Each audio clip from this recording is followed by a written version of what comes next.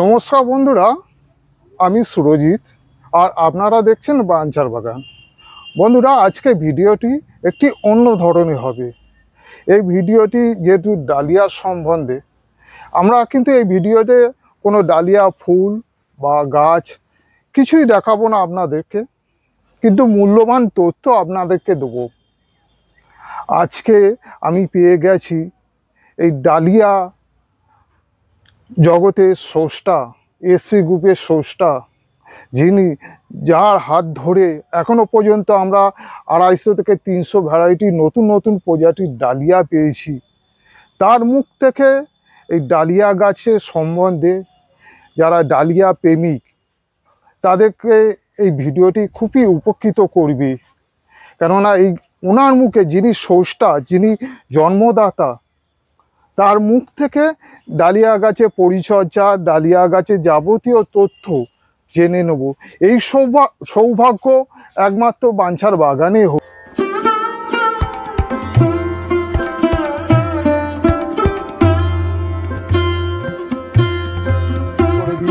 নমস্কার স্যার, প্রথমে আপনার পরিচয়টা আমার দর্শক বন্ধুদেরকে দিন। নমস্কার, আমি সনাতন পাল। আমার বাড়ি দক্ষিণ 24 পরগনা, বিবিরহাট বা বারকালিকাপুর গ্রাম। আর উনি তো আগেই বলে দিয়েছেন যে ডালিয়ার এসপি গ্রুপটার স্রষ্টা বলাটা ভুল হবে। এসপি গ্রুপটা আমারই হাত ধরে এসেছে। আর স্রষ্টা বলতে গেলে তিনি তো উপরে বসে আছেন, বিধাতা, যাকে আমরা সর্বশক্তিমান মানি। হয়তো আমার হাত দিয়ে এসপি গ্রুপটা হয়েছে। আচ্ছা স্যার, প্রথমে আপনার কাছে যে প্রশ্নটি আমার থাকবে, এই ডালিয়া জগতে আপনি কিভাবে এলেন?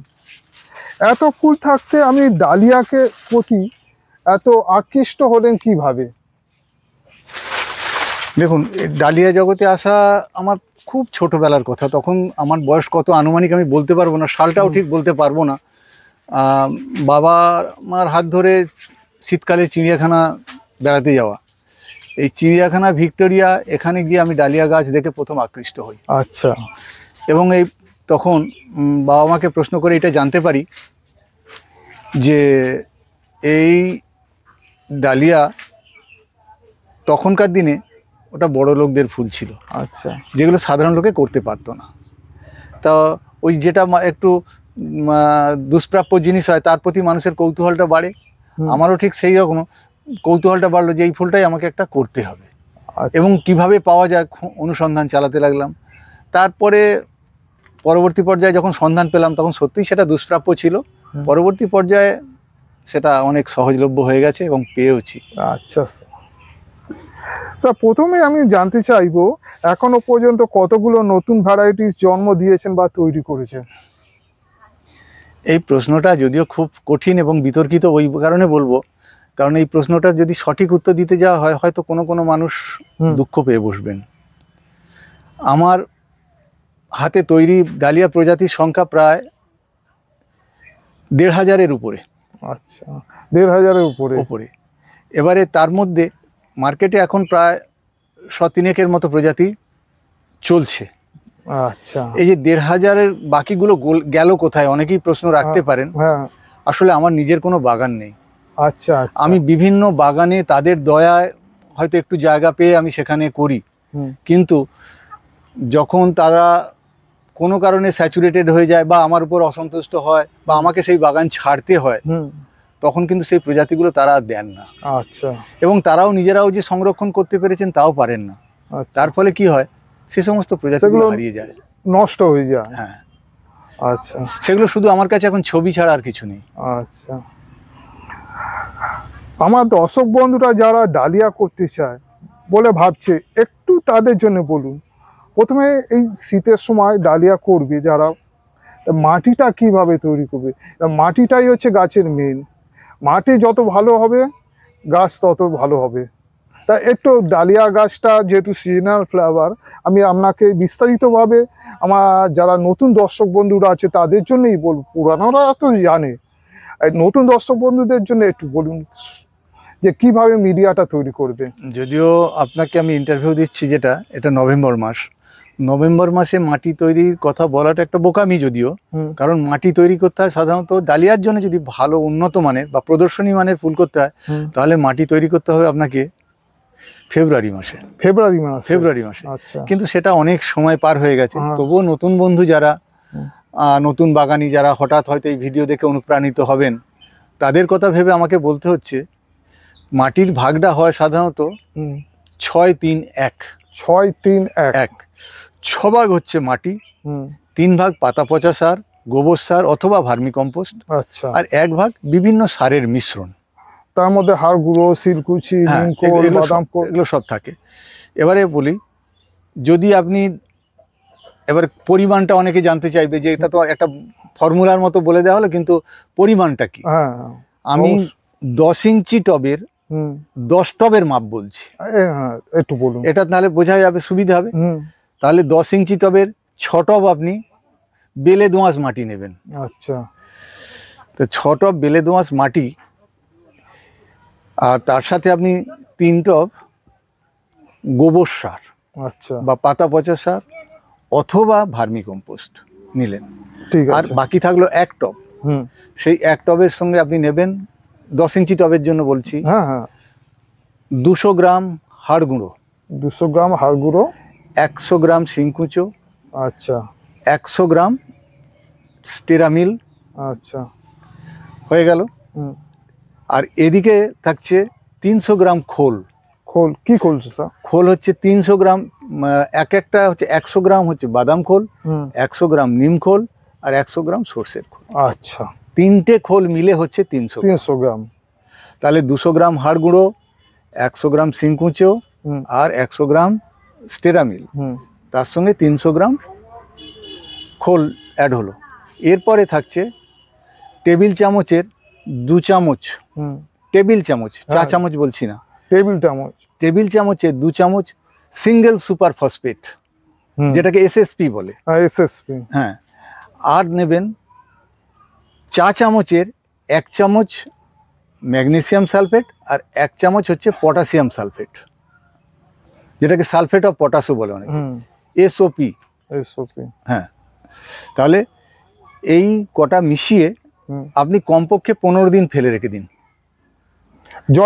জল ছিটিয়ে ভালো করে জল মিশিয়ে 15 দিন ফেলে রেখে দিন, এবং কালো পলিথিন দিয়ে ঢাকা দিয়ে রেখে দিন, যাতে ওটা ডিকম্পোজড হতে পারে।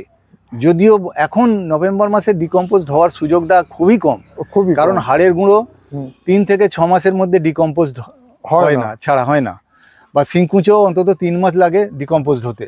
তাহলে এখন সেটা ডিকম্পোজড হওয়ার কোনো প্রশ্নই থাকে না। তবুও বলছি যতটা হয়। আর সবচেয়ে বড় কথা, এই জল মিশিয়ে ফেলে রাখলে কি হবে, ওর যে গরম ভাব, সেই গরম ভাবটা 15 দিন পর কেটে যাবে। আচ্ছা। এই সরাসরি সার মেশানো মাটিতে গাছ কখনোই বসাবেন না, কোনো গাছ বসাবেন না। না, ওই হাড় গুঁড়ো বলুন, শিলকুচি বলুন, ওর তো একটা টেম্পারেচার আছে। আমি সেইটাই বলতে চাইছি। ছোট চারা যখন বসাবে, সেই চারা রুটটাকে তো ড্যামেজ করে দেবে। সেই জন্যই আমার বক্তব্য হলো, নতুন ডালিয়া চারা বা সিজন চারা যারা সংগ্রহ করবেন, তারা প্রথমে 70-30 রেশিওতে বসাবেন। আচ্ছা। 70% হচ্ছে গার্ডেন সয়েল, আর 30% হচ্ছে পাতা পচা সার, ভার্মি সার অথবা গোবর সার। আচ্ছা।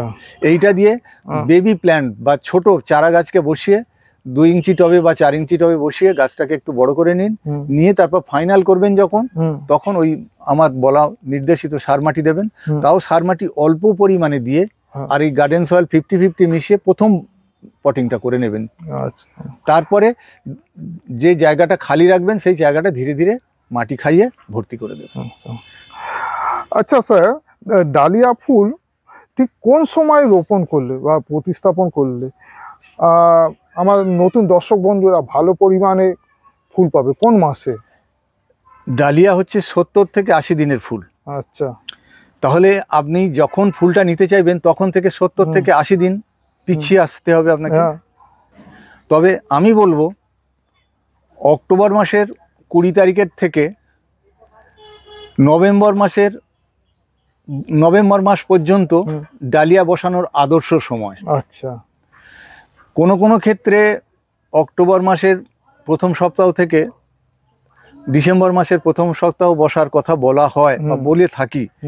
এতে কি হবে, ডিসেম্বর মাস যদি অক্টোবর মাসের প্রথম সপ্তাহে ফুল বসানো যায়, তাহলে ডিসেম্বর মাসের দ্বিতীয় সপ্তাহ থেকে সে ফুল পেতে পারবে।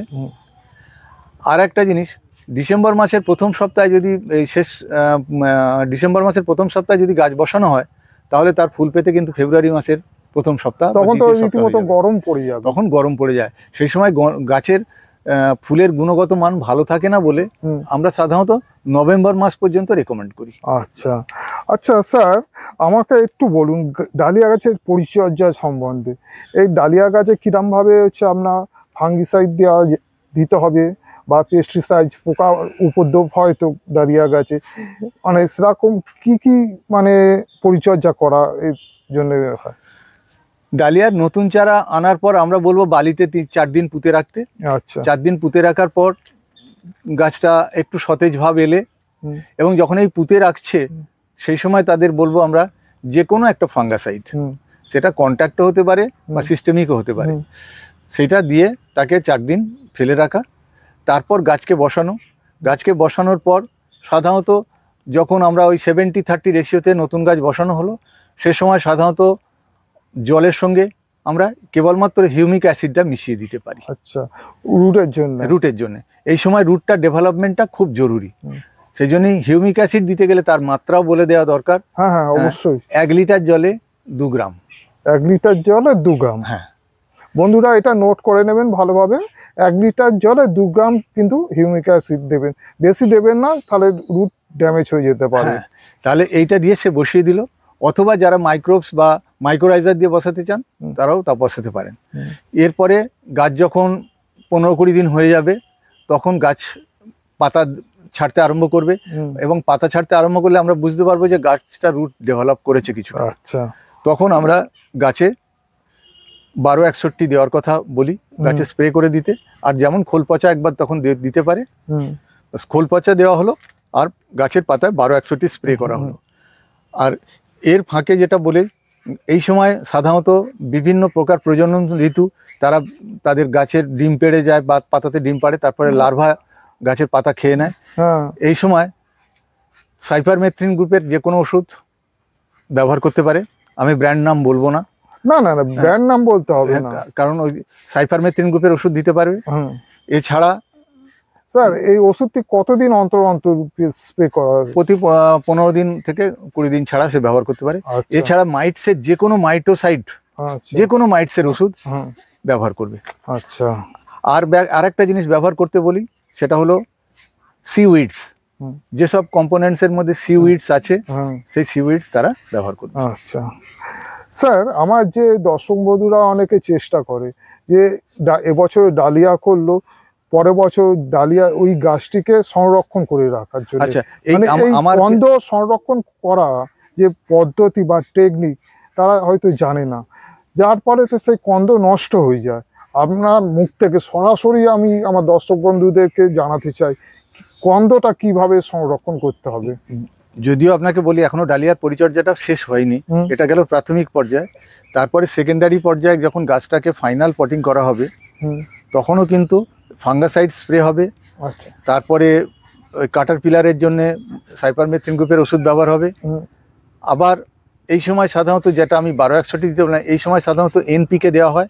আবার গাছের একটু ম্যাচিউরিটি হলে 52-34 দেওয়া হবে। এবং লাস্ট যখন কুঁড়ি দেখা দেবে, সেই সময় কিন্তু 0050 এইটা ব্যবহার করতে বলা হয়। এবং এই সমস্ত খাবারগুলো কতদিন চলবে? যতদিন না কুঁড়িতে রং আসে, আচ্ছা, ততদিন পর্যন্ত এই ধরনের খাবার দেওয়া যায়। আর এর ফাঁকে ফাঁকে তাকে দিতে হচ্ছে কি, যে কোনো সিউইডস এর ভালো ওষুধ যেগুলো বা আছে, PGR, এগুলো সে ব্যবহার করতে পারবে। আর ফাঙ্গাসাইড তো দিতেই হচ্ছে, আর মাইটসটার ওষুধ দিতে হয়। এছাড়া ডালিয়া গাছে তেমন কোনো মারাত্মক ওষুধ রোগ হয় না। এই গেল মোটামুটি পরিচর্যা। এরপরে আপনার প্রশ্ন অনুযায়ী যেটা আসছে, সেটা হলো যে কন্দটা কিভাবে সংরক্ষণ। কন্দ আগামী বছরের জন্য আমরা চারা কিভাবে পাবো, তার জন্য কন্দ সংরক্ষণ কিভাবে হবে। তো কন্দ সংরক্ষণ করতে গেলে সাধারণত ফুল হয়ে যাওয়ার পর আমি বলি গাছ থেকে 6 ইঞ্চি কেটে দিতে গাছটাকে, আচ্ছা। তার ফলে গাছটা আবার নিচে থেকে স্প্রাউট করে আর এক লট ফুল হয়ে যায়। হুম, এবার এইভাবে 2-3 বার পর্যন্ত ফুল নেওয়া যায়। হুম, জানুয়ারি মাসে এই এপ্রিল মাসের 15 তারিখ পর্যন্ত প্রায় আমি দেখেছি আমার কাছে ডালিয়া হয়। হুম, আমি আপনাদেরও বলবো যে এইভাবে কেটে খাবার দিয়ে ফুল করুন। তারপরে যখন গাছটার বয়স হয়ে যাবে, মূল হয়ে যাবে, তখন দেখবেন গাছটা অটোমেটিক্যালি মরে যাবে। মূল হয়ে এবারে সেই মূল সমেত মরা গাছটাকে তুলে মূলটাকে পরিষ্কার করে ধুয়ে হুম, এমন জায়গায় রাখতে হবে, ছায়াযুক্ত জায়গায় রাখতে হবে যেখানে বাতাস চলাচল করে। আচ্ছা।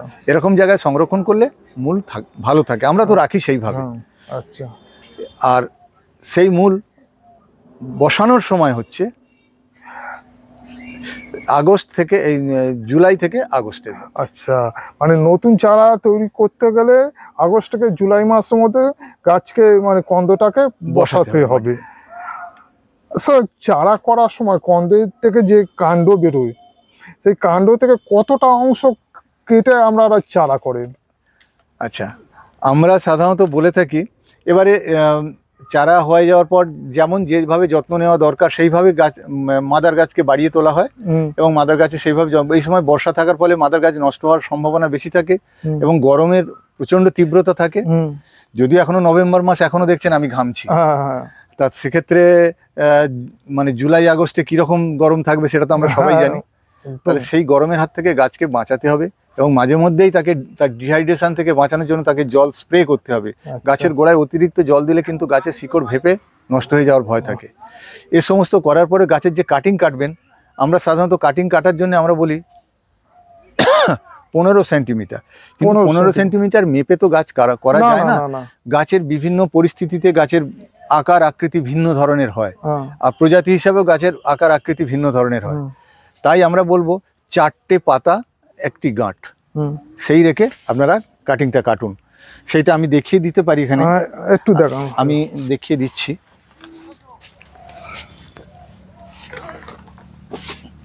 আপনাদের সুবিধার্থে আমি দেখিয়ে দিচ্ছি। এই ধরুন আমরা যে গাছটা কেটেছি, হুম, এই যে ধরুন 4টে হুম, পাতা চারটে আর এই একটি গাঁট। যদিও আমাদের এটা বসানো হয়েছিল, এটা শিকড় হয়ে গেছে দেখছেন। হ্যাঁ, তা এই হচ্ছে কাটিং কাটার নিয়ম।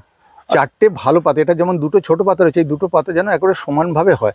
যদি সেক্ষেত্রে প্রয়োজন হয় আমি 6টা পাতা পর্যন্ত নিতে পারি। 6টা পাতা পর্যন্ত হাঁস নিতে পারি। আর কন্দটা কাটবে কিরম ভাবে, মানে যেরকম খুশি সেরকম ভাবে কাট? একটু তেরচা ভাবে কাটলে হুম, ফলটা ভালো পাওয়া যায়। আচ্ছা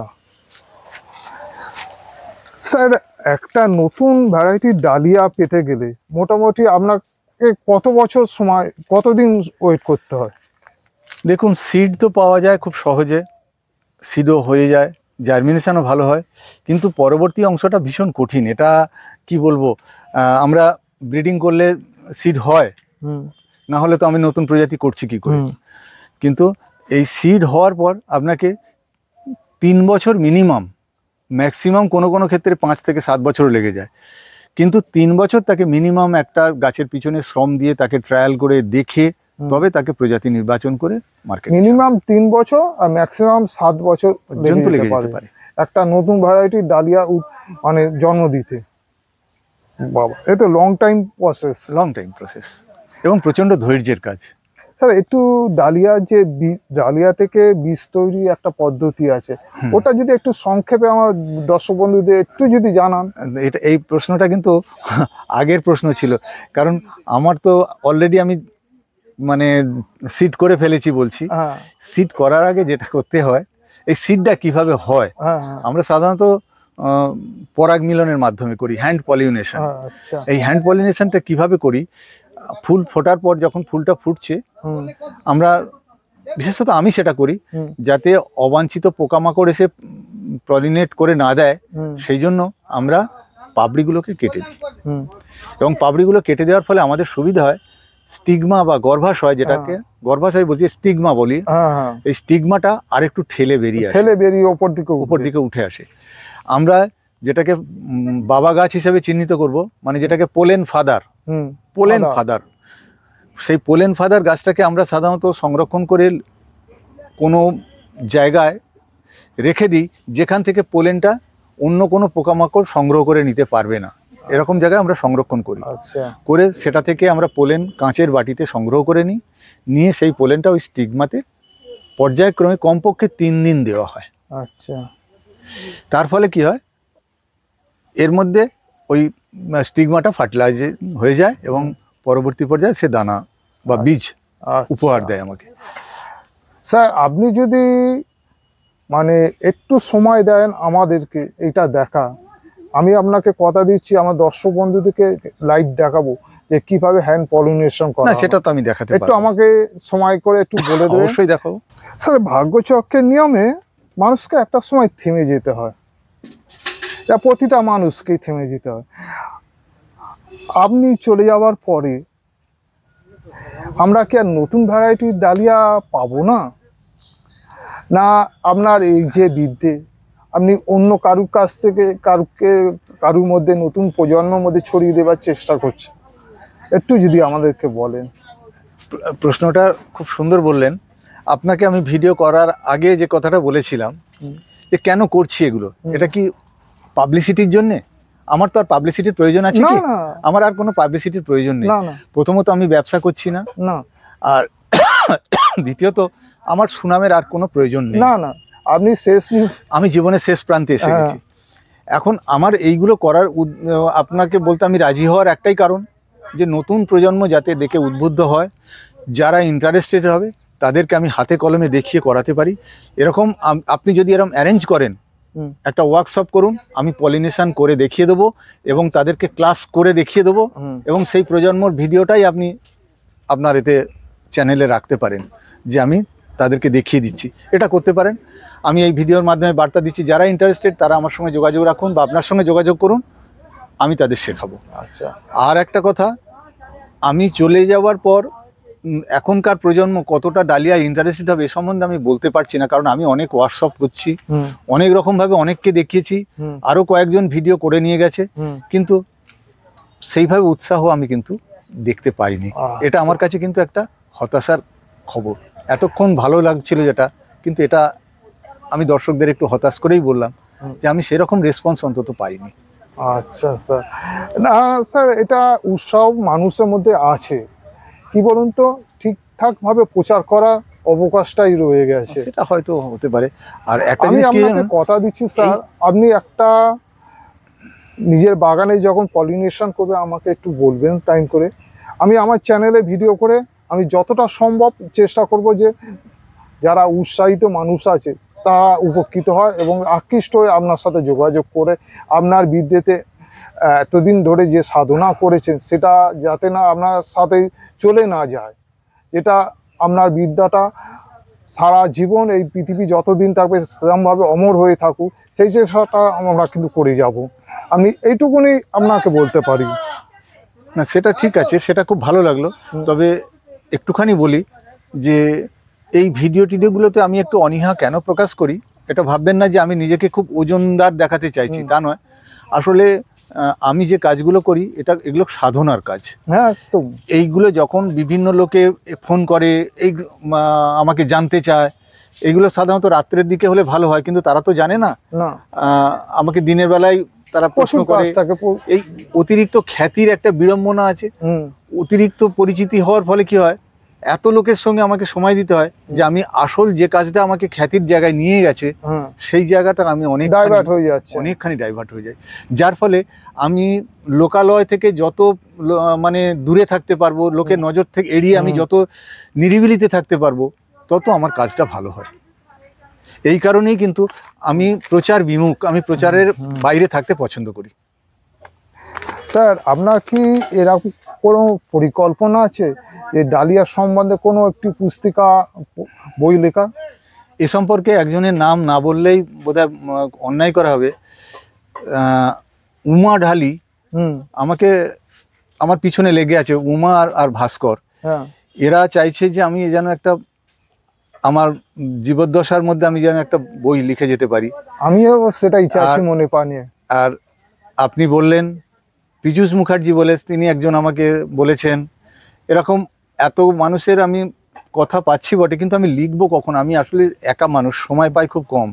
আর এই যে ডালিয়ার যে গবেষণার কাজটা আমাকে নিজেকেই করতে হয়, আমি তো কোনো অ্যাসিস্ট্যান্ট রাখতে পারিনি, আচ্ছা, আমাকে নিজেকে করতে হয়। যার জন্যই বললাম, আমি যত লোকচক্ষুর অন্তরালে থাকবো তত আমার কাজ ভালো হবে, আর যত আমি প্রকাশ্যে আসবো, লোকে যত বেশি জানবে হ্যাঁ, তত আমার কাজের ক্ষতি হবে। সেটা তো অবশ্যই স্যার। তবে কি বলুন তো, ডালিয়া নিয়ে তো মানুষ তো এখন এতটা রিসার্চ করছে না, যেহেতু আপনি একটা জায়গায় পৌঁছে গেছেন। সেই জন্যই বলছি, আপনার যে বিদ্যেটা, এটা তো একটা দিনে তো এটা হয়নি, আপনার সারা জীবনটা লেগে না, গেছে। আমার এই সারা না জীবনের করে ফসল এটা। 80 বছরের কাছাকাছি হতেছিল না, আপনার। আমার 80 হয়নি, যদি আমি এখন আর কাছাকাছি হ্যাঁ। 70 তো হবে। হ্যাঁ, 70 পার হয়ে গেছি। হ্যাঁ, সেই জন্যই বললাম যে এত বছরের সাধনা, সেই ছোট থেকে আপনি সাধনা করে এসে সেই বিদ্যাটা একটা যুব সমাজ শিখতে গেলে তাকে প্রচুর সময় ব্যয় করতে হবে। এখন ব্যস্ততার জীবনে এই এতটা সময় যুব সমাজের কাছে নেই। ঠিক। আপনি যদি কোনো রকম ভাবে যদি একটা বই লেখেন, তারা হয়তো পড়ে অন্তত অনেকটা রিসার্চের দিক আমি থেকে অন্তত এগিয়ে চেষ্টা যেতে করব, পারে। আপনাদের সবার সম্মান যদি আমি রাখতে পারি তাহলে আমি নিজেকে ধন্য মনে করব। আমি দেখি, অন্তত চেষ্টা করব কিছু লেখার। আমি লিখতে গেলে তো আমাকে এই যে সমস্ত কাজগুলো করেছি সেই সমস্ত তথ্যগুলোকে একটা অ্যাসেম্বল করতে হবে, করে দেখি যদি পারি একটা বই আকারে প্রকাশ করার। তাহলে স্যার, অসংখ্য ধন্যবাদ আমাদের চ্যানেলকে এতটুকু সময় দেওয়ার জন্যে, এবং আমার দর্শক বন্ধুদেরকে এতটা সময় দেওয়ার জন্যে।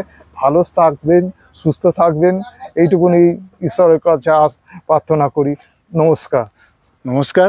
আমি সবার উদ্দেশ্যে বলছি, আপনারা ডালিয়া করুন, আর আমি চেষ্টা করব আপনাদের পাশে থাকার। অবশ্যই।